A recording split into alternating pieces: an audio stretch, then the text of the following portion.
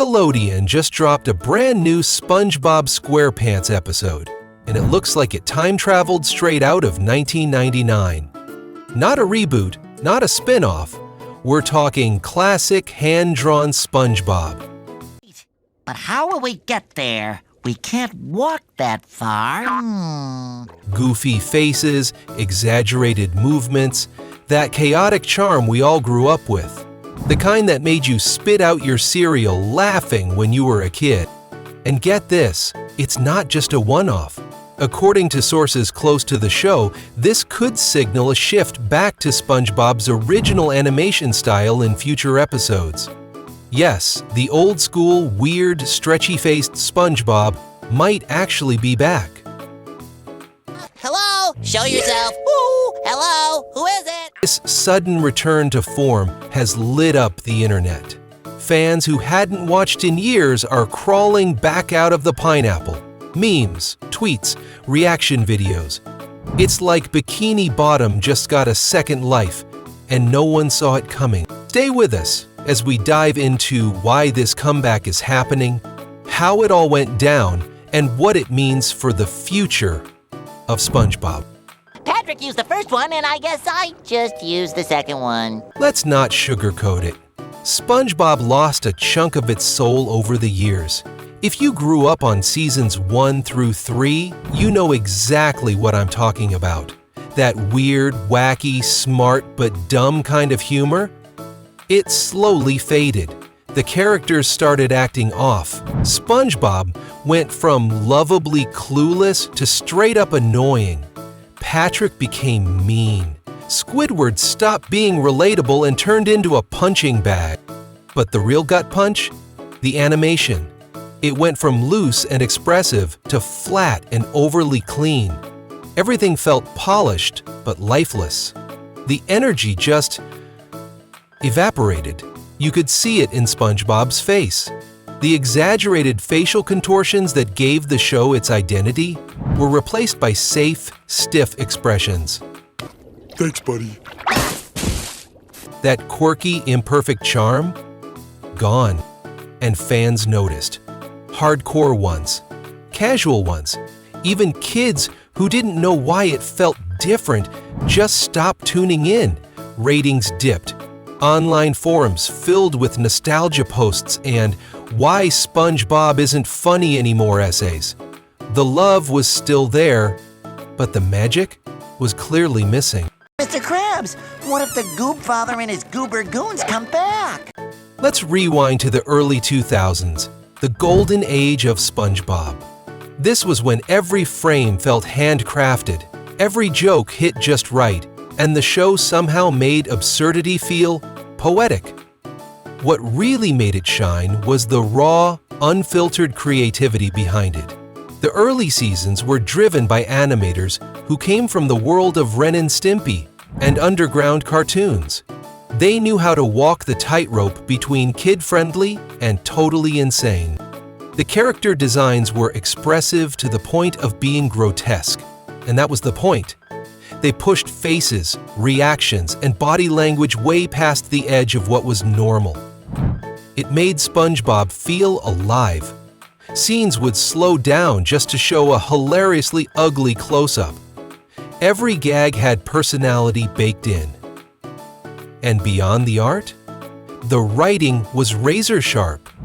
Jokes worked for kids, sure, but there were layers of adult humor hidden in plain sight. That's why those old episodes still hold up today. They weren't just cartoons. They were weird little masterpieces that respected their audience's intelligence. Whether you were 8 or 38, the shift didn't happen overnight. But when it hit hard. Around season 4, and especially after the first SpongeBob movie in 2004, the vibe of the show changed. Longtime fans will tell you, there's a before and after. Well, this here's where the magic happens. The grill. Randomness was still there, but the spirit, not so much. One of the biggest problems? The animation style flattened out. You could feel the digital pipeline kicking in. Fewer zany poses. Fewer off-model drawings. Everything looked too clean, like it was being run through an assembly line. SpongeBob's weirdness had always come from how unpredictable and awkwardly expressive he was. When that stopped, the humor stopped feeling organic. Then came the tonal shift. Characters became caricatures of themselves. Dialogue leaned into shrieking instead of timing. The silence between jokes, the stuff that gave moments their weird charm, vanished. Everything sped up, got louder, but said less. It wasn't bad, necessarily. It was just bland. Like someone trying to copy the original vibe without really understanding what made it work. Fans didn't hate the new stuff. They just didn't feel anything. And that's worse. So what happened? Why would a show that struck comedy gold shift so far from what made it iconic? Well, the short answer is the creators changed. And so did the industry. After the first movie, Steven Hillenburg, the original creator and creative backbone of SpongeBob, stepped down as showrunner. He stayed involved, but more as an advisor than a hands-on leader. And that changed everything. Sounds great! And I'll be driving to work. New leadership took over. The vision got blurrier. Instead of focusing on expressive, character-driven comedy, the show leaned into safer, more formulaic scripts. Animation budgets were trimmed, production was streamlined, and the rough around the edges vibe that made early SpongeBob so lovable got polished out. Nickelodeon was chasing consistency and scale, not risk or personality. On top of that, the industry was shifting toward digital production.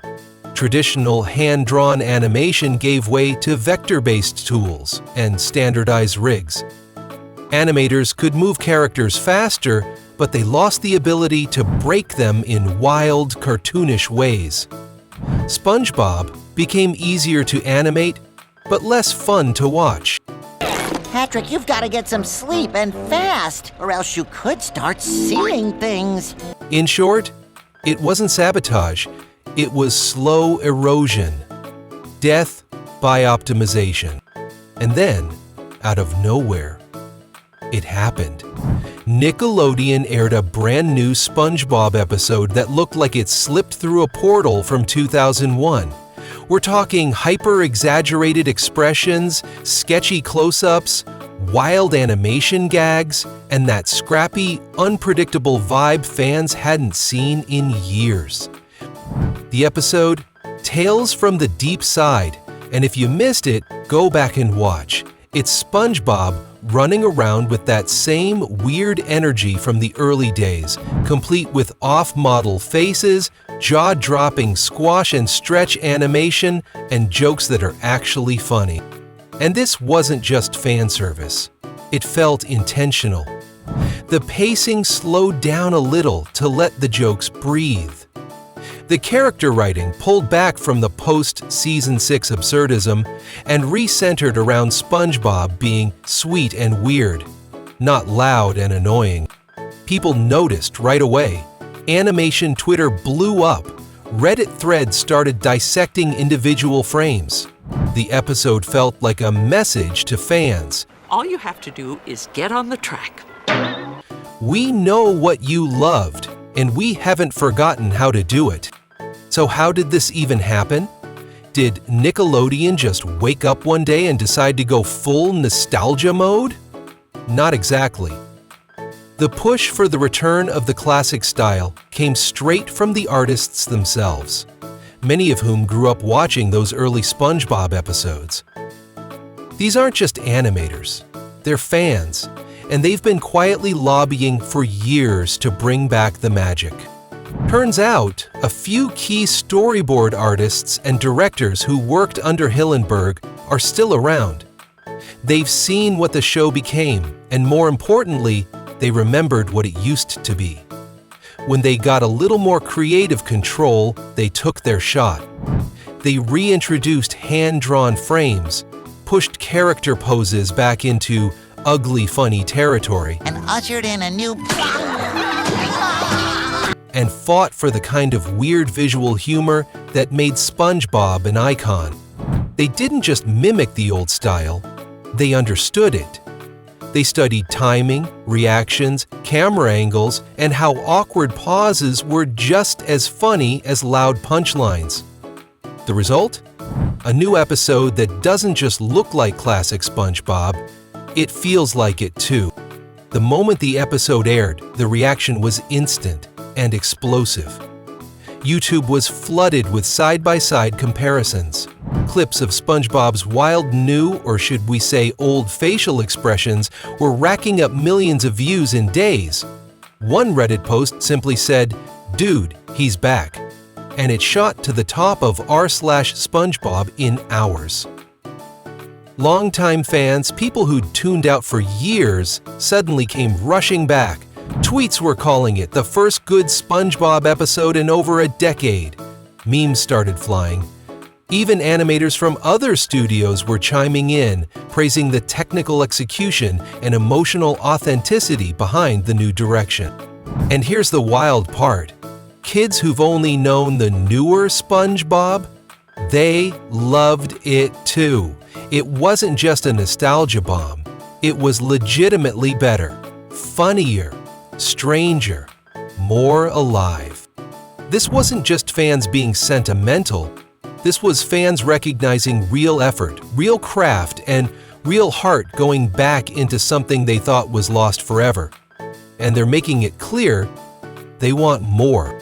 Let's be clear, this isn't just about bringing back some goofy cartoon faces. It's about what those faces represent. When classic SpongeBob returns, it signals something bigger. A shift back toward risk-taking, artistry, and trust in creators who actually get it. For years, big animation studios have leaned hard on formulas. Market-tested jokes, predictable arcs, streamlined visuals that are easier to replicate and cheaper to produce. But that comes at a cost. Personality gets drained, stories start blending together, shows lose what made them themselves. SpongeBob, going back to its roots, shows that the people in charge might finally be listening. To animators, to fans, to the weirdos who made this show a phenomenon in the first place. It proves you don't need to reinvent everything to make it fresh again. Sometimes, you just need to remember why it worked. And maybe, just maybe, it'll inspire other shows to do the same. To stop playing it safe. To be weird, expressive, a little ugly, and a lot more human. Here's the part where you come in. If you loved what you saw in that new episode, if it made you laugh like you were 10 years old again, don't just scroll past. Let Nickelodeon know. Watch the episode, share the clips, leave comments, boost the artists. Because here's the truth. Studios pay attention to numbers, but they listen when fans make noise. This could be a turning point for SpongeBob. It could also be a blueprint for other shows that lost their spark. But only if enough people show they care. The animators fought to bring that old magic back, and now it's our turn to make sure it stays. So if you're part of the generation that still quotes, "I'm ready," or "Is mayonnaise an instrument?" this is your chance to help make SpongeBob great again. Not with reboots, not with spin-offs, but with the real thing. Because sometimes the best way forward is going back to being weird as hell. Well, get to work. What? Aye, aye, Mr. Krabs.